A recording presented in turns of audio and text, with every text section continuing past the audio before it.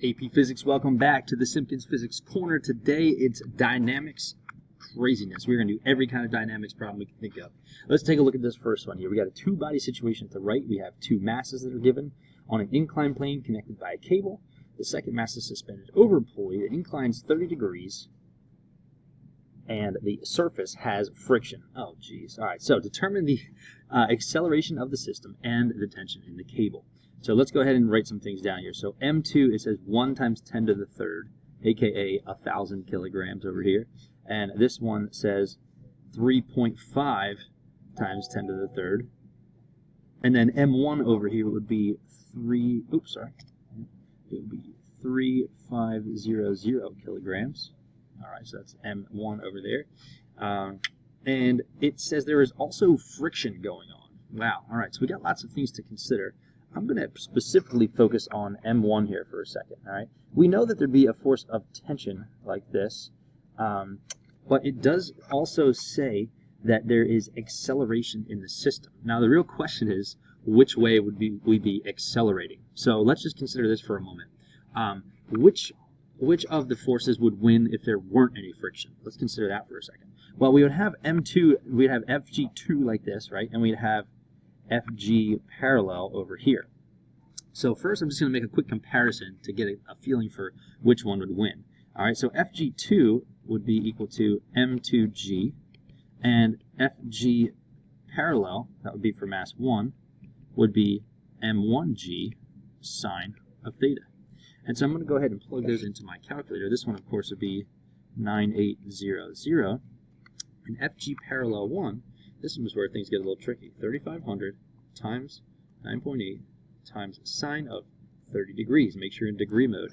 What we find here is that FG parallel is 17150, which is, you can see, considerably larger than FG2. And so what that means, remember, this is just the straight forces.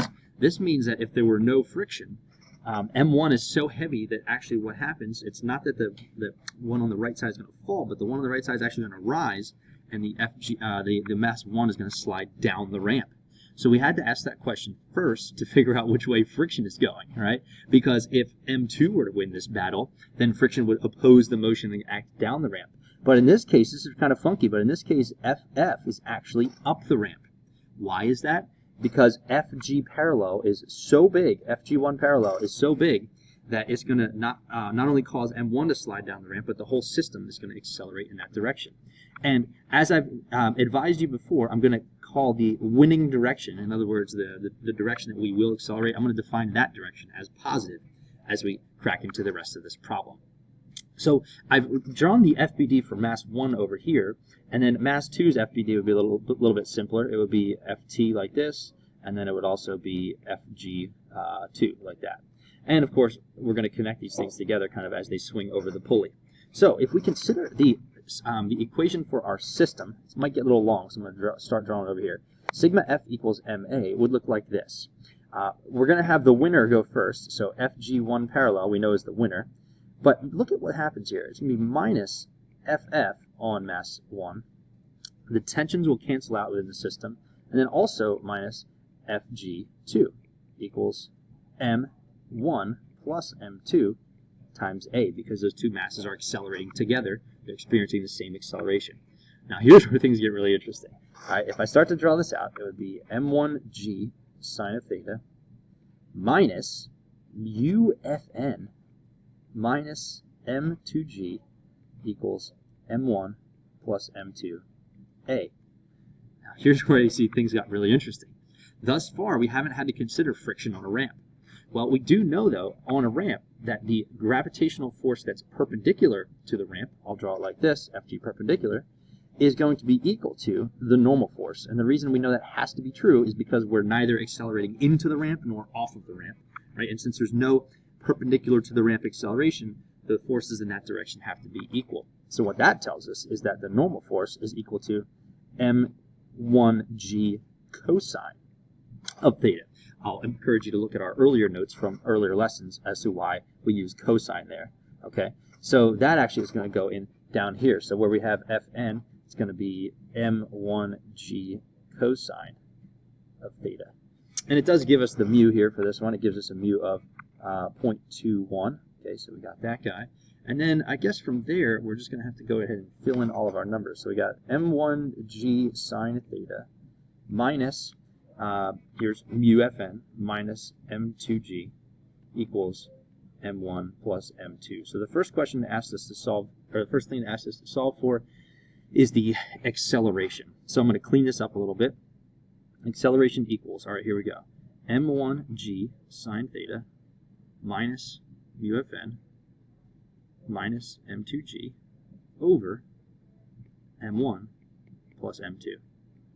So from here it's, from here it's all plug and chug. So I'm going to pause, come back, and you'll see the math. Okay, so I encourage you to pause the video now just to go ahead and follow where all this came from. But if you, and sorry, over here, over here it says 1,000 times 9.8. I ran out of room, sorry about that. Okay, that's that m2g term on the other side. But if you do this math correctly, you should be looking at an acceleration of 0.313 meters per second squared. Now, when it says determine the tension in the cable, this is where we want to focus on just one of the masses. Now, there's a bunch of crap going on with mass 1. I don't feel like dealing with all that, so I'm just going to go to mass 2. And if we consider mass 2, we know that tension wins. How do we know that? Because we know it's going to accelerate upward. So we know that tension wins, and we also know that there is some gravity opposing that tension. So if I draw, oh my goodness, this thing. If I draw a sigma F equals ma expression just for mass 2, then that would look like this. It would look like Ft minus F2g equals m2a, or Ft equals m2a plus m2g. All right, I was waiting for that. I'll come back here a little bit for you guys. Okay, and so if we finish this one up, I'm going to go ahead and plug the numbers in and see what my tension is. And if we plug our numbers in correctly, we get a force of tension is 10,113 newtons. All right, now this makes sense because we know that the downward force is 9,800 here. And so it makes sense that if we're accelerating pretty slowly upward, we'd have to have a little bit more force. 10,000 is more than 9,800, but not too much more force. So the answer makes a lot of sense for that one. All right, so that is a beast. I would encourage you guys to pause, go back, check out the intermediate steps in here. The first thing we did was figure out which force is going to win without friction, and it was a little surprising that mass 1 is going to actually win the battle. Then that helped us determine which way friction needs to go since it opposes motion. That's how we knew friction goes up the ramp in this case. And then we just go ahead and use our sigma F equals ma in all of our equations to solve along the way. Let's look at another one here. Now this is nice and also with acceleration. It's a little bit simpler of one. But there's two different tensions going on. So this is two boxes with different masses are tied together on a frictionless ramp surface. No friction, nice. What's the tension in each of the chords? So we're going to go ahead and take a look at each of these boxes. The first box, we'll call this box 2 since it's a 2 kilogram box. That's going to have FG2 parallel pulling it this way. And it's going to have, we'll call this FT2 pulling up the ramp. That FT2 is going to be also imposed on the box up here, but that box is also going to be held by FT1, but that box is also going to be pulled down by its own gravitational force. So I'll call it F1 parallel. Here's where things get interesting now. If we consider the first mass, the one at the top of the ramp, we notice that it is being pulled down by the bottom box as well, and that's kind of accounted for in FT2.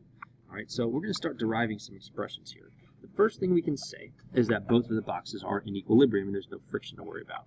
So the sigma F equals ma, let me try again, sigma F equals ma for box 2 is just going to be FG2 parallel, and it's at rest, so I can say that's going to be equal to FT2. All right?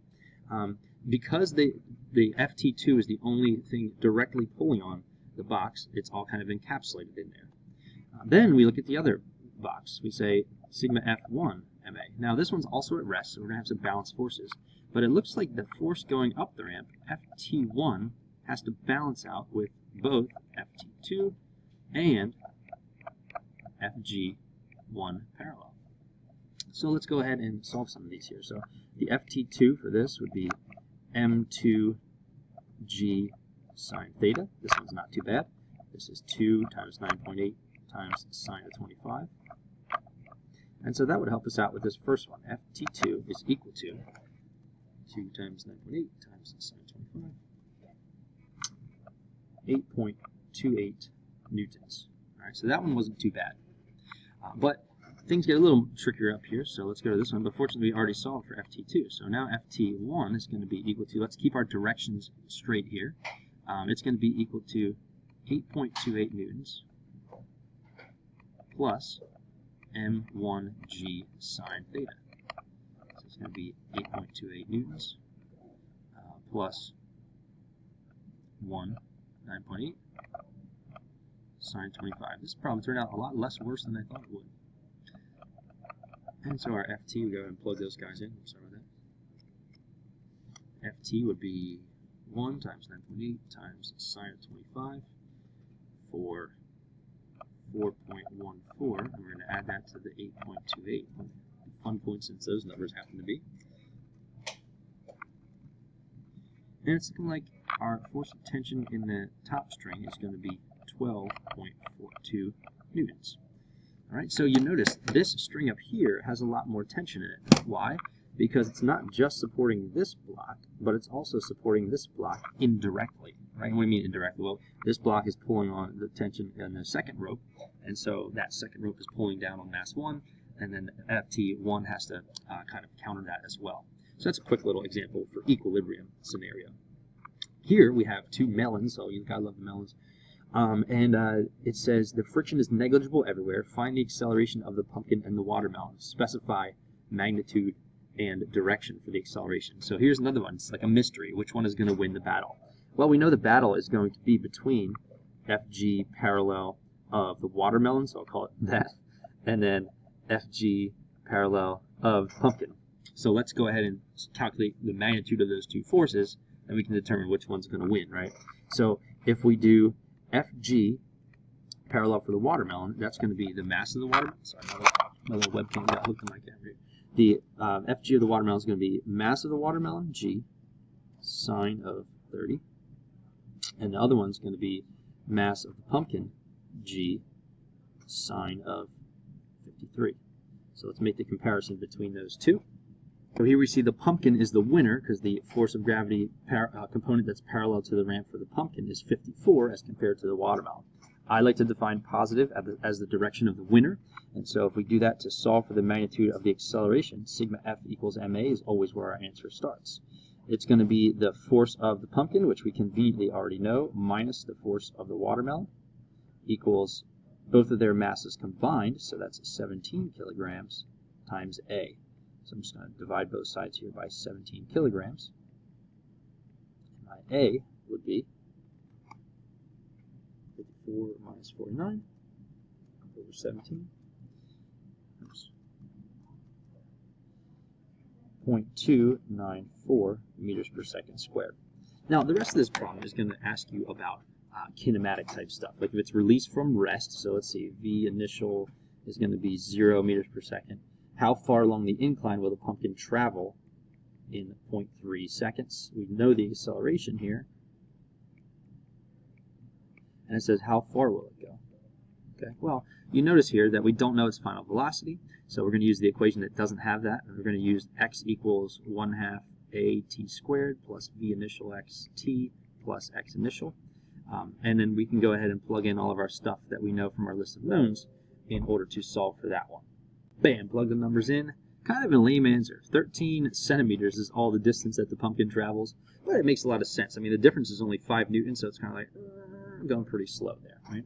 So I hope you guys had a good little smattering here of what could possibly be. First question was the hardest one by far because of that force of friction, right? But if you have force of friction, you have to go to this idea of the direction that is perpendicular to the ramp to find the normal force, and then the normal force helps you find the force of friction. So that's kind of the new thing that we haven't done yet together in class, is this idea of if the FG perpendicular is balanced with the normal force, that informs our problem solving strategy when we have to account for the force of friction.